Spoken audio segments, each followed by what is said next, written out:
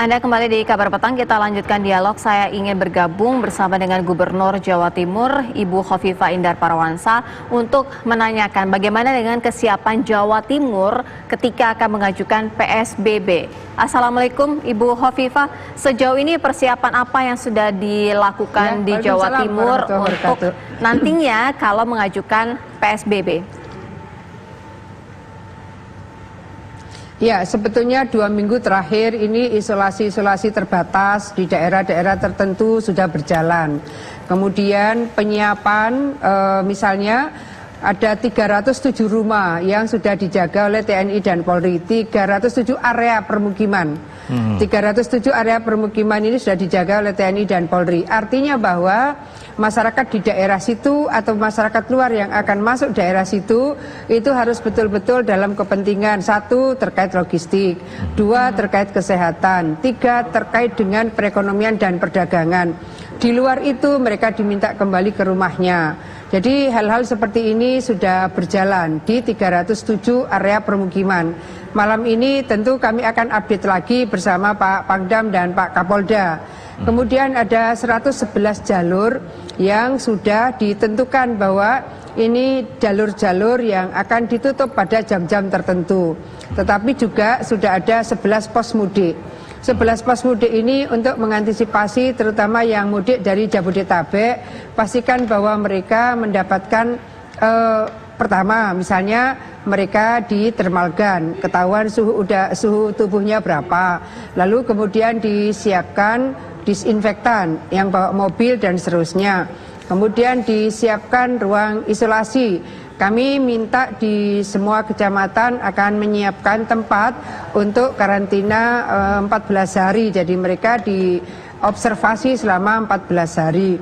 Kemudian desa-desa tertentu yang memang mereka itu sudah mengambil keputusan rata-rata hanya 1 jalan yang bisa diakses untuk masuk desa tertentu. Pola-pola seperti ini berseiring dengan upaya kami yang ingin memastikan bahwa stok logistik aman. Kebetulan kalau beras di Jawa Timur panennya tahun ini sangat bagus. Saya juga misalnya langsung melihat ke pabrik gula, saya ingin memastikan bahwa stok gula juga aman. Minyak goreng stoknya aman. Telur kami surplusnya banyak sekali. Karena memang Jawa Timur penghasil telur. Iya, Ibu Khofifah, tadi Ibu menyebutkan ada 307 yang sudah dibatasi oleh TNI Polri, perumahan area atau permukiman. Ya. Nah, ini artinya untuk stok kebutuhan mereka sudah disuplai. Ya, jadi kan saya sudah men-share ke Bupati Wali Kota untuk memaksimalkan penjualan online. Karena sebetulnya misalnya yang jelas punya stok beras sangat cukup. Karena kita juga mensuplai 16 provinsi di Indonesia Timur, maka Bulog ini akan memberikan garansi bagaimana penjualan online bisa dilakukan. Hari ini banyak penjual epek. Jualan epek itu kayak mereka ada sayur, ada ada ikan, dan mereka diberi ruang untuk bisa berjualan dari rumah ke rumah, tetapi tetap harus menjaga jarak yang aman. Jadi pola-pola seperti ini sebetulnya kita sudah melakukan exercise kira-kira 2 minggu yang lalu sampai dengan hari ini. Ada 307 area permukiman yang dijaga TNI Polri. Ya, Bu Khofifah, untuk warga yang bisa dikatakan terganggu penghasilannya atau mata pencahariannya, di sini ada yang per hari begitu, Bu. Ini bagaimana dari Pemprov sendiri? Iya. Kami punya data sekitar 3,88 juta masyarakat yang terpengaruh income-nya karena mereka punya pendapatan harian. Nah, sekarang kita lagi konsolidasi data karena ada tambahan untuk BPNT. Jawa Timur ini kemungkinan akan ada tambahan 580.000. Nah, ini saya sedang mengkonsolidasikan data yang mendapat BPNT, kita nambahi bantalan berapa, karena yang disiapkan Pemprov Jawa Timur adalah 500.000 dari mereka yang terdampak, 250.000 berupa beras 25 kilo dan 250.000 cash sehingga mereka bisa membelanjakan. Ini juga kami akan prioritaskan terutama daerah kepulauan-kepulauan di Sumeneb, karena mereka selama ini penghasilannya dari ikan, dan sekarang ikan pasarnya rupanya mengalami penurunan yang sangat signifikan.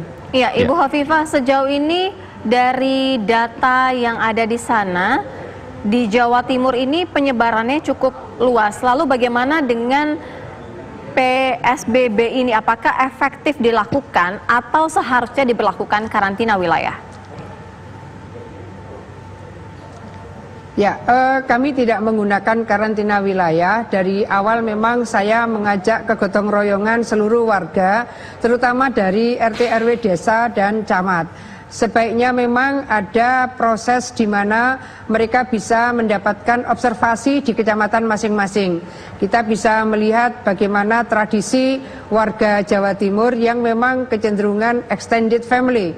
Mereka biasa bertemu sehingga kalau tahu saudaranya dilakukan observasi di kecamatan, mereka memungkinkan untuk bisa nengok meskipun dari jarak jauh misalnya.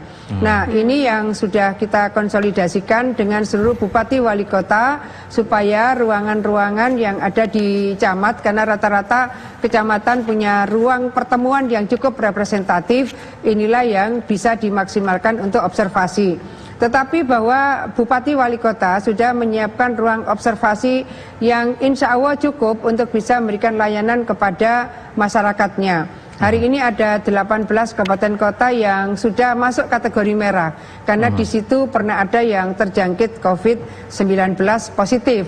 Nah, kami ingin menyampaikan bahwa ada 75 rumah sakit rujukan hari ini di Jawa Timur. Dari 75 rumah sakit rujukan ada 152 dokter paru. Mereka terkonsolidasikan dalam PINIRE, penyakit infeksi emerging and re-emerging. Pola-pola yang kita lakukan selama ini memang ada kendala, samalah saudara kita di provinsi lain juga mengalami kendala, misalnya kecukupan ventilator. Kami sudah berikhtiar untuk bisa mendapatkan ventilator karena ini sangat signifikan menolong terutama yang sudah menjelang atau yang gagal nafas, mereka yang sudah harus COVID positif, yang sudah harus mendapatkan ventilator, ini yang sekarang kita maksimalkan. Baik, terima kasih Gubernur Jawa Timur Ibu Hovifah Indar Parawansa atas informasinya. Pemirsa, Ya, kabar kasih. petang kami lanjutkan dengan rekan saya Muhammad Sofyan.